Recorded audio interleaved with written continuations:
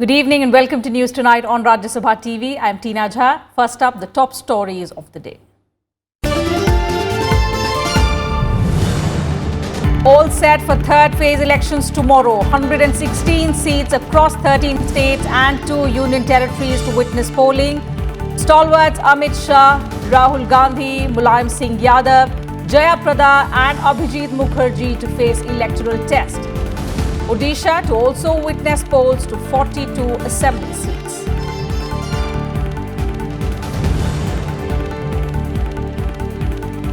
Parties step up campaigning for fourth phase. In Udaipur, Rajasthan, Prime Minister Modi asserts India does not provoke but does not spare those who provoke her. In Maharashtra's Nandurbar, charges Congress and NCP with keeping farmers poor. In West Bengal, BJP President Amit Shah holds public rally.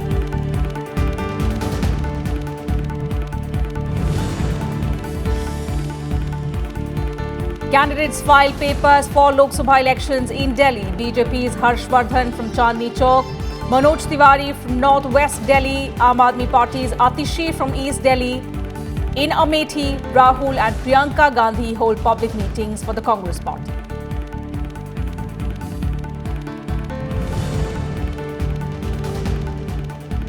Rahul Gandhi admits he misquoted Supreme Court's ruling on Rafale fighter jet deal.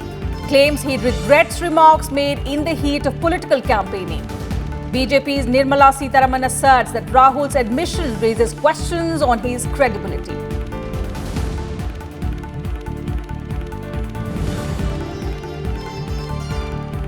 And death toll in Sunday's bomb attacks on Sri Lankan hotels and churches climbs to 290. Nearly 500 injured people hospitalized, 8 Indians among those killed. Government invokes emergency from midnight to give police and the army extensive powers to round up suspects.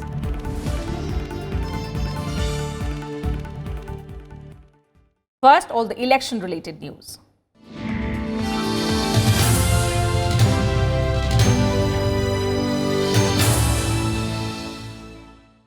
The stage is set for the third phase of polling and 116 seats spread across 15 states and union territories on Tuesday.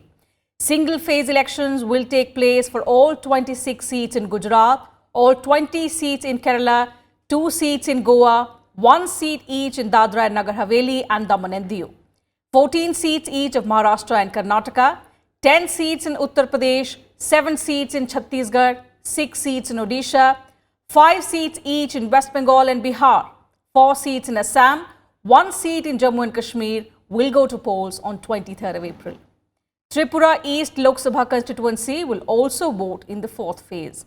The Lok Sabha seat was slated to go to polls in the second phase, but voting was postponed due to law and order situation.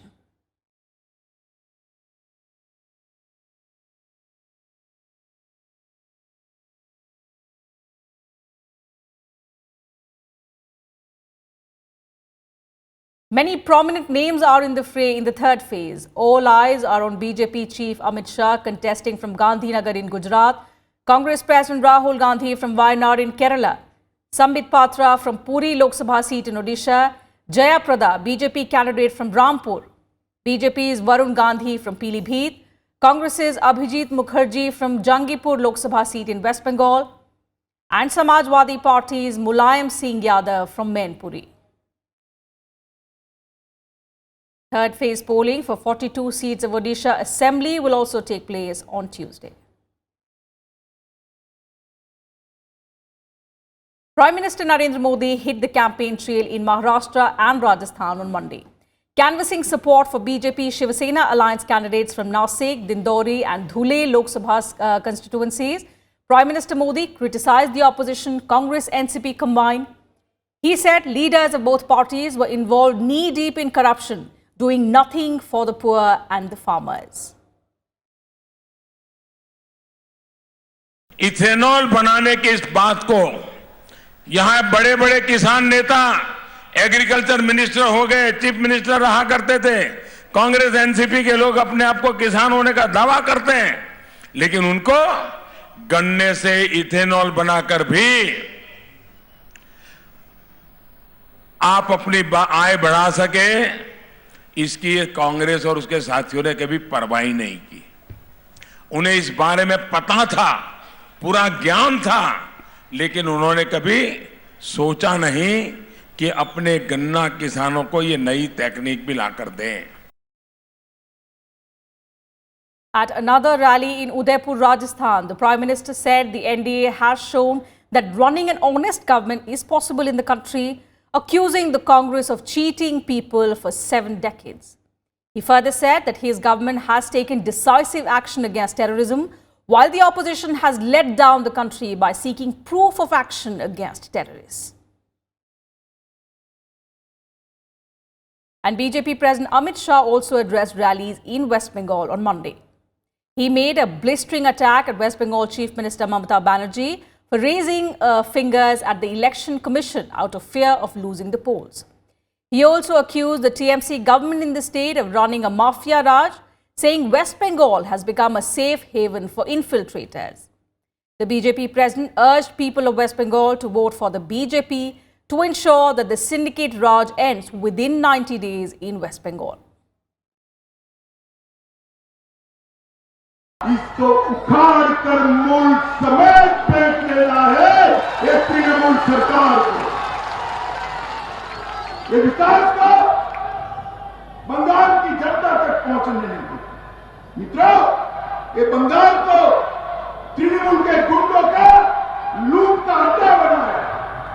आपको cement खरीदनी, syndicate को tax दो, सरिया खरीदना है, syndicate को tax दो, ईंटें खरीदनी है, सिंडिकेट को टैक्स दो, मृत्यु का सर्टिफिकेट चाहिए, उनके गुंडों को टैक्स दो, नौकरी चाहिए, उनके गुंडे को टैक्स दो, मोदी जी ने भेजा हुआ टॉयलेट चाहिए, उनके गुंडे को टैक्स दो। A war of words has also erupted between Congress General Secretary Priyanka Gandhi Vadra and Union Minister Smriti Irani over the distribution of shoes in Amethi. Priyanka Gandhi slammed Smriti Irani for distributing shoes to the people of Amethi, which is the home turf of her brother and Congress President Rahul Gandhi. Priyanka said Irani, the BJP candidate from Amethi, was doing it in order to insult Rahul Gandhi, but she was actually insulting the people of the constituency.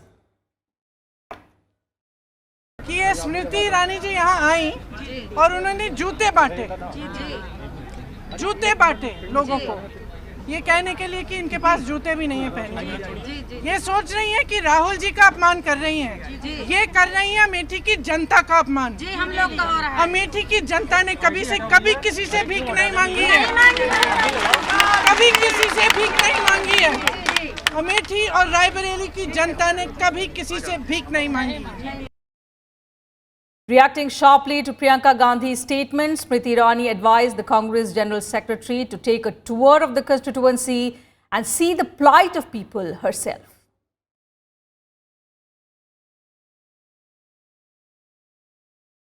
And let's go across to our correspondent Rajat Kain from Kerala and Akhilesh Suman from Bihar, where polling is scheduled to take place on Tuesday.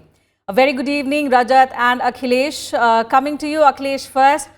Of the 5 seats going to polls in the Kosi belt, the contest in Madhepura is quite interesting because, all 3 key candidates are Yadavs this time. And about Madhepura, it's said that, Rome Popka and Madhepura Gopka.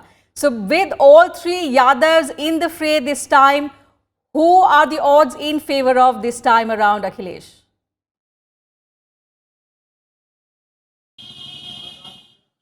Right, you are right that it is a very interesting phase, as far as Bihar politics is concerned.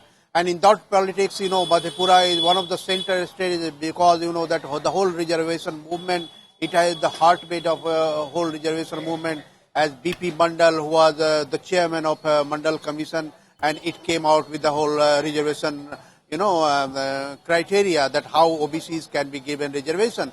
So in that context, that Madhepura is one of the most important seats, not only in Bihar, but also in the whole country. And Sharad Yadav, who was earlier with JDU, has now joined RJD, and RJD has, not given the ticket to earlier MP Pappu Yadav. So it is very interesting fight inside RJD also, and Pappu Yadav is fighting as an independent candidate. So in that way, it's very important for Sharad Yadav that whether he wins the election. But contrary to that, that it is the Nitish Kumar's also prestige seat, because Nitish Kumar had expelled Sharad Yadav after Nitish Kumar joined hand with BJP for assembly. And in that case, Nitish Kumar was also camping here for last 2-3 days, and he is trying to ensure that Sharad Yadav should not win. Interesting thing is also that the nearest Supal constituency, Pappu Yadav's wife is standing from the Congress seat. And some of the RJD people are trying to influence that, yes, how Pappu Yadav's wife should win. But these are very interesting adjoining constituencies. And other than that, if you see that in this phase, 3 seats are with RJD, and you can say that Mahagathbandhan, the Grand Alliance, and 2 seats are with NDA. 1 seat was with BJP, the Jhanjharpur seat, but it was given to JDU this time. So JDU is also facing problem whether BJP workers and BJP voters will support the new candidate of JDU. Another seat belongs to LJP, and LJP is fighting. And then the opponent is Mukesh Sahni, who is president of newly formed, VIP, party that is called Vikasil Insan Party. So this phase is very important in Bihar. And if, that whatever will be the result of Madhepura, and whatever the OBCs take a line here, it will also influence the rest of Bihar, because Madhepura is known as Yadav land, and BJP and NDA has hopes that Yadav might be splitted here. And if Yadavs are splitted here, it will also impact other constituencies, and I think that it will have large repercussions. So it is very interesting. Indeed, Akhilesh. For both. So there is a lot at stake for both camps, the NDA as well as the Gathbandhan. But particularly for the RJD, a lot of it is at stake with those 5 seats going to polls tomorrow. Rajat, coming to you, similar to Madhepura, Wayanad is also going to witness a triangular contest, and particularly with the entry of Rahul Gandhi, the interest, the contest is very interesting and one that is going to be keenly watched out for. Now, on the eve of the polls, what is the mood of Wayanad? You've been there for about quite a few days now. What do you sense? Who are the odds in favor of in Wayanad this time?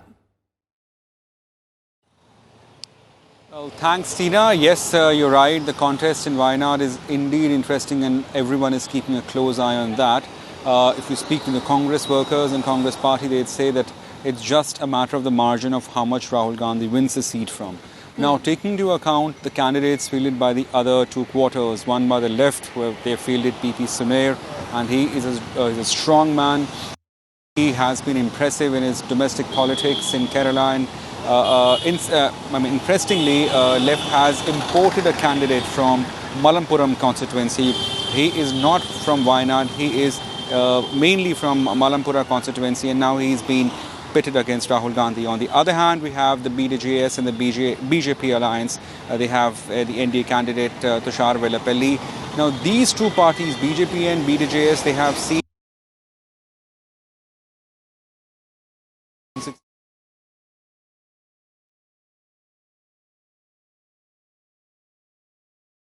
constituency in Thrissur and in Thiruvananthapuram, where BJP opened its account in the assembly. Now, whether BJP would be able to do that well in North, that has to be seen. Besides the Wayanad contest, as I pointed out, these are 3 seats: Thrissur, Pathanamthitta, where that is where also the contest is keenly watched, essentially because people, or rather analysts, they believe that BJP will possibly witness increase in the vote share. Now, that has to be seen whether it will convert them into a winning margin, or Indeed, Rajat. BJP once again would be left behind in terms of winning a seat in Kerala. Yes, so the state of Kerala is going to witness polls on all its 20 Lok Sabha seats. Thank you, Rajat and Akhilesh, for joining us and giving us those details. Moving on in the bulletin, Election Commission officers on Monday accepted Rahul Gandhi's nomination from Amethi Lok Sabha constituency after scrutinizing allegations of discrepancies over his citizenship and finding the documents valid. 4 independent candidates had filed objections to Rahul Gandhi's papers, including about his educational qualification, nationality, and ownership of property in the United Kingdom. Meanwhile, Rahul Gandhi campaigned in Amethi and Raebareli on Monday, where he promised to provide employment to 22 lakh youth if the Congress is elected to power.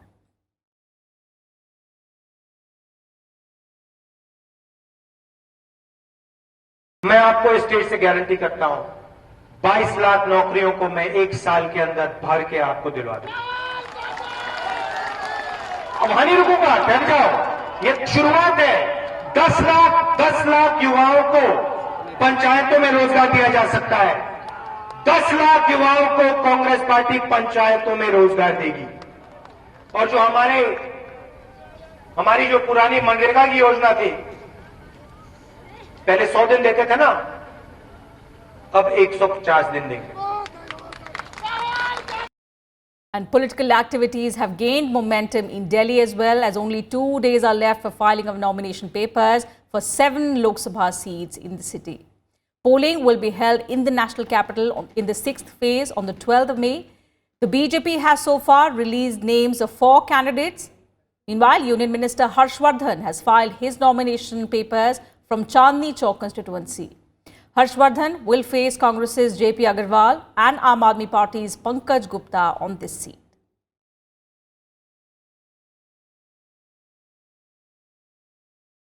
Delhi की 7 सीटों पर including मेरी seat पे Bharatiya Janata party को ऐतिहासिक सफलता मिलेगी और चांदनी चौक में जितने मार्जिन से मैंने पिछली बार जीत हासिल की थी, उससे बहुत बेहतर मार्जिन से इस बार जीत हासिल हो। कोई चुनौती नहीं है, लोग मुझे जानते हैं, मैं लोगों को जानता हूं और इसी माशरे में हम बड़े पले, बहुत सारे दोस्त हैं जिन्होंने बहुत लंबा सफ़र हमारे साथ बिताया और यहीं से हमने अपनी आवाज़ उठानी सीखी। मुझे लगता है कि दिल्ली की जनता अरविंद केजरीवाल जी को, झाड़ू को, आम आदमी पार्टी को एक मौका ऐसा भी देगी कि वो संसद में जाके पूर्ण राज्य की वो लड़ाई लड़ सकें।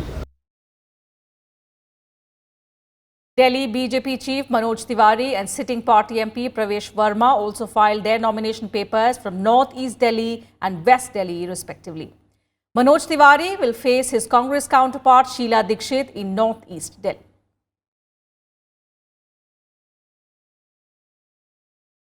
And Aam Aadmi Party's Atishi also filed her nomination papers from East Delhi constituency. Before filing her nomination papers, she held a roadshow. Delhi's Deputy Chief Minister Manish Sisodia also accompanied Atishi during the roadshow.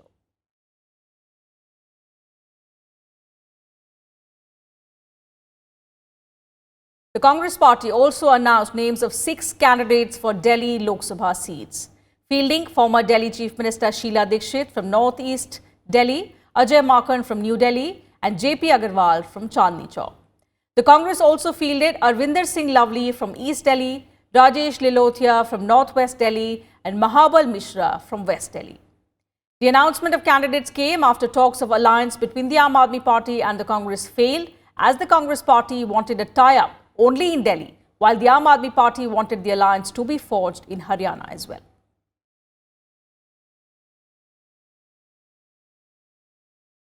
Congress President Rahul Gandhi on Monday regretted his remarks on the Supreme Court's ruling on the Rafale case. In an affidavit filed in the Supreme Court, Rahul Gandhi accepted making the comments in the heat of political campaigning that he said have been misused by his opponents. Earlier, a bench headed by the Chief Justice of India, Ranjan Gogoi, had made it clear that Gandhi's remarks made in the media on the Rafale verdict were incorrectly attributed to the apex court. Reacting to Gandhi's affidavit, Defence Minister Nirmala Sitharaman accused him of depending on lies.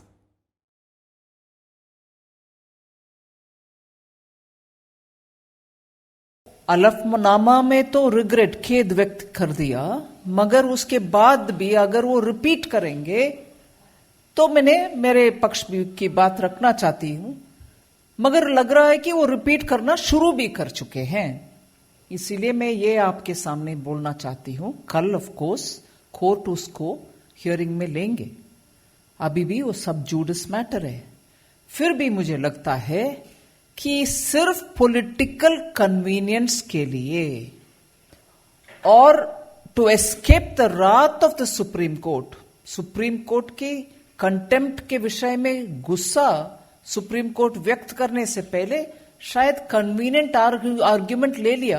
He's just taken a politically convenient argument to say, I regret it. Notification for the 7th and last phase of the Lok Sabha elections began today. Voting in 13 seats each of Uttar Pradesh and Punjab, 9 of West Bengal, 8 seats each of Bihar and Madhya Pradesh, 4 of Himachal Pradesh, 3 seats of Jharkhand will be held in this phase. 1 seat in Union Territory of Chandigarh will also go to polls in this phase. As many as 59 seats covering 7 states and 1 union territory will go to polls in this phase. Nominations can be filed from today to 29th April and scrutiny of nominations will be held on 30th of April, which is the last date for withdrawal of candidature. In fact, it's 2nd of May, the last date of withdrawal of candidature. Campaigning will end on 17th May and polling will be held on 19th May. Single-phase polling will also take place in Gujarat during the 3rd phase on Tuesday for all 26 Lok Sabha seats. Our correspondent Ravindra Singh Sharan spoke with the Chief Electoral Officer of Gujarat about the poll preparations. कल हमारा 51,851 polling stations में 26 parliamentary seats और 4 assembly by elections होने वाला है. उसके लिए हमने पूरा तैयारी किया हुआ है. आज हमारा पूरा पोलिंग पार्टीज डिस्पैच हो रहे, रवाना हो रहे. शाम तक सब लोग पहुंचेंगे और शाम को हमको रिपोर्ट आएगी. सर, जो बूथ सेंसिटिव हैं या सुरक्षा के क्या क्या प्रबंध किए गए हैं? हम critical polling stations identification, vulnerable areas identification हमें 2-3 बार किया हुआ है असेसमेंट. उसके हिसाब से जहाँ जहाँ जो प्रिवेंटिव एक्शंस लेना है वो हमने लिया हुआ है. उसके उपरांत जो पुलिस, पैरामिलिट्री फोर्स, वेबकास्टिंग और माइक्रोवेव्स की डिप्लॉयमेंट जो है वहाँ ज़िले में ज़रूरत के हिसाब से पोलिंग स्टेशन की सेंसिटिविटी के हिसाब से वहाँ डिप्लॉयमेंट करने के लिए सूचना दिया है. इसके हिसाब से डिप्लॉयमेंट किया. एक सौराष्ट्र में एक ही वोटर है, वहाँ जंगल में है. वहाँ 20 किलोमीटर चल के हमारा स्टाफ जाके वहाँ एक पोलिंग स्टेशन, वहाँ एक फॉरेस्ट की छोटा सी कमरा है, वहाँ करते हैं. और that it is, I mean the commission is serious about even 1 vote also should not be left behind. That's why we have taken care to provide the same setup for even for single voter.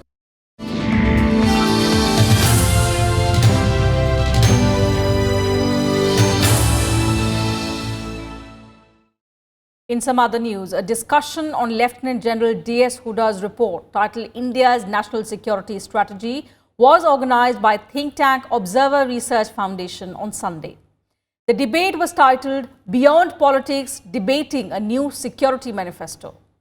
During the session, Congress leader P. Chidambaram said a way must be found to normalize the India-Pakistan relations so as to answer the country's biggest external challenge in terms of security and various other aspects.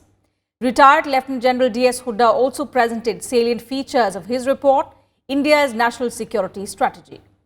Apart from General Hooda and P. Chidambaram, the panel also included Manoj Joshi, Distinguished Fellow of ORF, Nitin Gokhale, author and founder of BharatShakti.in and Strategic News International, and Indrani Bagchi, Diplomatic Editor, The Times of India. There has to be some radical thinking, some departure in conventional thinking, by which we can find ways in which India and Pakistan can normalize their relations. I'm not saying we should embrace each other every day, but normalize relations between India and Pakistan. Addressing students and faculty members of Reva University, Vice President M. Venkaiah Naidu on Monday said that a world-class higher education system was the need of the hour. Pointing out that concerns have been raised over the imbalance between excellence and inclusion, the Vice President called for revamping of higher education system to make more equitable and inclusive. The Vice President urged institutions of higher education to focus on nurturing students with employable skills, laying stress on advanced research. The Vice President also called upon colleges and universities to equip their institutions with the latest technology and also reinvent teaching methodologies. India is one of the youngest population in the world, and the window of demographic dividend opportunities available for 5 decades from 2005-6 to 2055-56, we are going to be still young. Longer than any other country in the world. India will have the second largest graduate talent pipeline globally by the end of the year 2020. India's economy is also expected to grow at a fast pace. Rapid industrialization would require a workforce around 250 million by 2030. India will certainly emerge as a global supplier of skilled manpower. The death toll in the Sri Lanka blast has risen to 290, including 8 Indians, with more than 500 people reported to be injured. A state of emergency has been declared in the island country after a crucial meeting of the National Security Council chaired by the President, who also appointed a 3-member committee to investigate the attacks. According to authorities, 7 suicide bombers believed to be members of an Islamist extremist group called the National Tawheed Jamaat carried out a series of devastating blasts that tore through churches and luxury hotels in Sri Lanka on Easter Sunday. While no group has claimed responsibility for the attack so far, the police have arrested 24 people in this connection. The government has declared Tuesday as a national day of mourning.